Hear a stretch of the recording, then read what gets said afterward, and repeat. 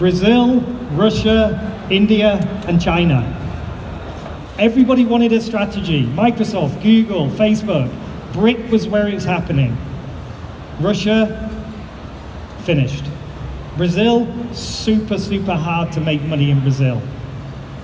China, it's done. And financial, Tencent have done an amazing job. Financial literacy, financial inclusion, they really wrote the playbook. And now India, what's happening with e-money, banking, regulation makes India super tough. So we're amazingly privileged today, every one of us here, because we're in the new frontier of fintech, and you are now sat in the center, the city that is leading that fintech revolution. Because everyone's now talking about Southeast Asia, and the cornerstone of Southeast Asia is Indonesia. OVO Indonesia serves Indonesia, and that's what I'll talk to you about today. Our President Jokowi, talks about this emerging middle class. He calls them MAX, middle class affluent consumer. That's what's going to propagate Indonesia into one of the 5 largest economies in the world. Just stop and think about that. Can you imagine in 3 to 5 years' time when Indonesia is on that global stage? I think all of us will be super proud. And this week, Pak Rudiantara gave us the greatest honor inside of OVO. He talked about OVO joining a stable of unicorns in Southeast Asia. And I can tell you, everybody in OVO is so humbled by that accolade. We're humbled because we know the responsibility for us has just got even greater to drive financial literacy and financial inclusion.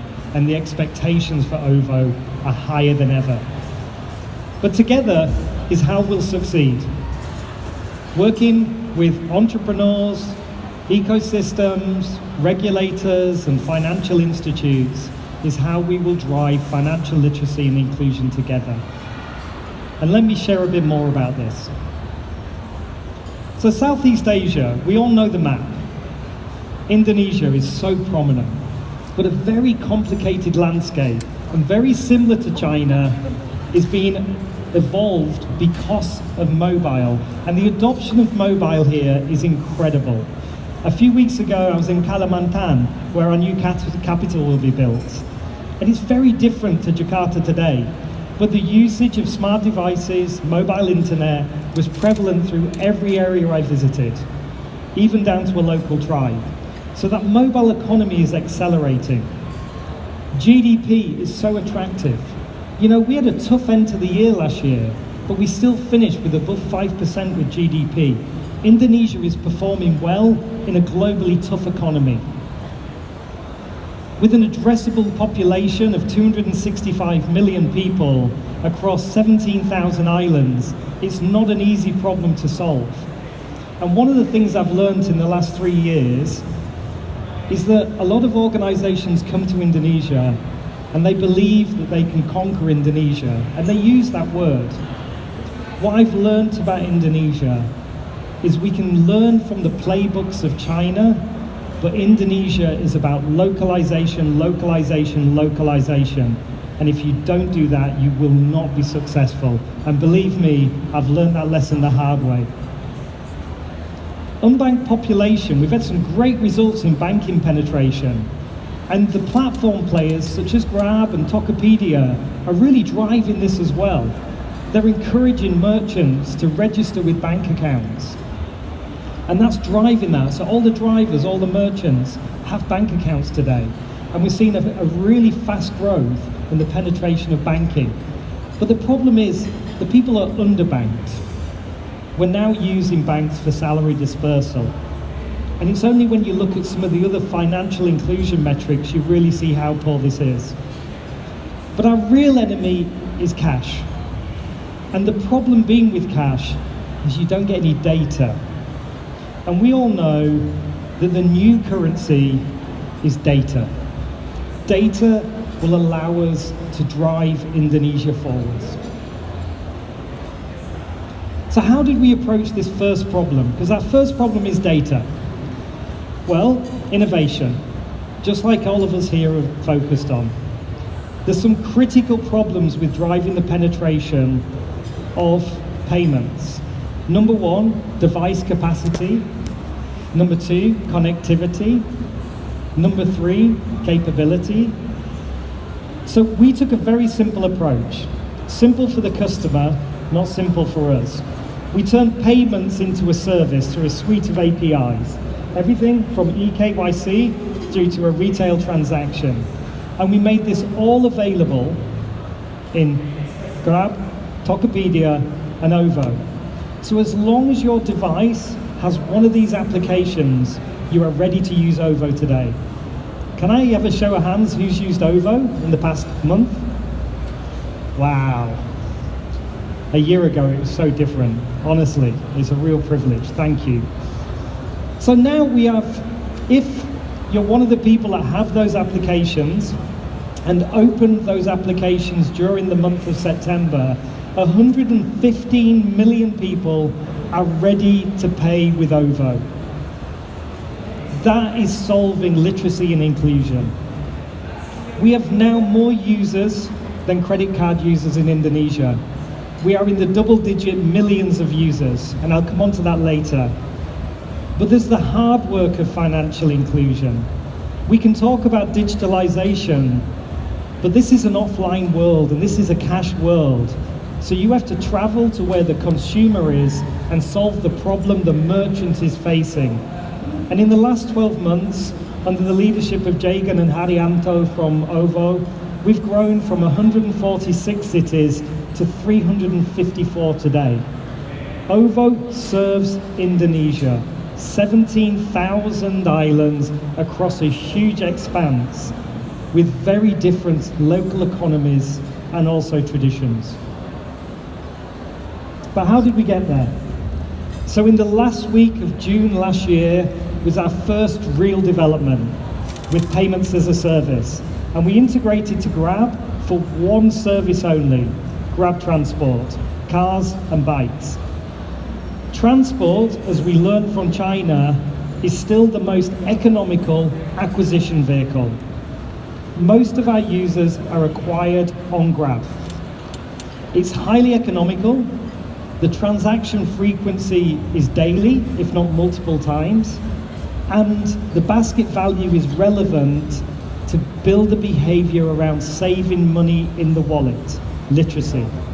This was a huge piece of work, and we worked very, very closely with the Grab leadership underneath Pak Rizky in Indonesia. Next, later that year, was Tokopedia. And again, a lot's been publicized about that, but let me share with you, winning the hearts and minds of William and the Tokopedia leadership team was not easy. Everybody wanted their business. There's something about Tokopedia that I love. A lot of the platforms in Indonesia are bringing products from outside Indonesia into Indonesia. What William does is he goes down to the village and he takes the product from the village and he presents it to Indonesia and says, buy this product. He's a true Indonesian. So Grab has given us this massive breadth. But William and Tokopedia and Patrick and all the team, they took us down to the villages of Indonesia. And we did research which showed that a steam cooker, an umbrella, a pair of trainers would cost you 50% more in a village than buying on Tokopedia. This is what William and Tokopedia solves. I'm really proud to work with that team. That really then, at that time, increased our TPV, our value of transactions. Our basket value grew, the number of transactions grew, and people started to use Ovo more and more and more. At the same time, Grab took the fight for Grab Food back to Go Food. That's their fight, I just deal with the payments. And Grab has grown astronomically in its market share over the last year, which in turn has helped us grow organically. But solving for ubiquity is about solving offline problems. And really driving retail is a huge piece of work. So whether you go to Pacific Place or anywhere else, whether it's TP in Surabaya, you will see Ovo. You will see the mall painted purple. We call this modern organized retail.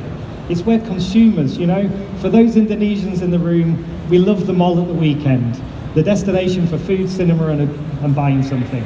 This is where we drove the behavior, and we're really proud of that. Today we're present in 407 malls covering Indonesia, or 93% of malls in the country. That's hard work. But there's a question, right? After this, I have an interview with one of the media representatives here, and I'm sure I'll get asked the question around subsidies and the quality, but let me answer that question before. So, why is this a good business? Why is it driving financial literacy and financial inclusion? This chart. On the left, it tells you our MAU growth from last year, our monthly active users. And to be clear, they have to transact with us, not just be on the platform. We have double-digit millions of people on OVO. So we've grown 12 times, but that's not about quality, that's a quantitative measure. The quality shows you that we've grown nearly 28 times in the volume of transactions. So more people using OVO in more places. And then our value is 18 times. But that's a fluctuating number, because I can tell you in Lebaran, that number was far higher. And in December and January, for seasonality, it will be far higher again. So you can see that this is critical, this more users, more places, more value. People are starting to use, but they're all qualitative measures. The quantitative measure for financial literacy and inclusion is the Stored Value Fund. We now hold tens of millions of dollars in OVO of consumers' money, and that's growing at about 7 times. This is a steady state number. That means people are starting to trust to leave money in a wallet. Once you leave money in a wallet, you can start thinking about saving, planning, insuring. This is the first step we're trying to solve, and it's a critical step.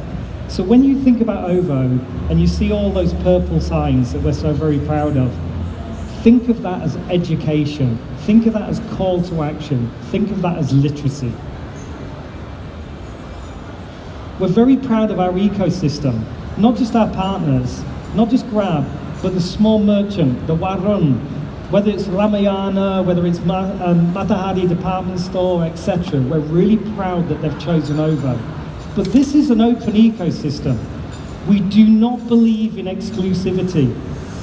Exclusivity is bad for the customer.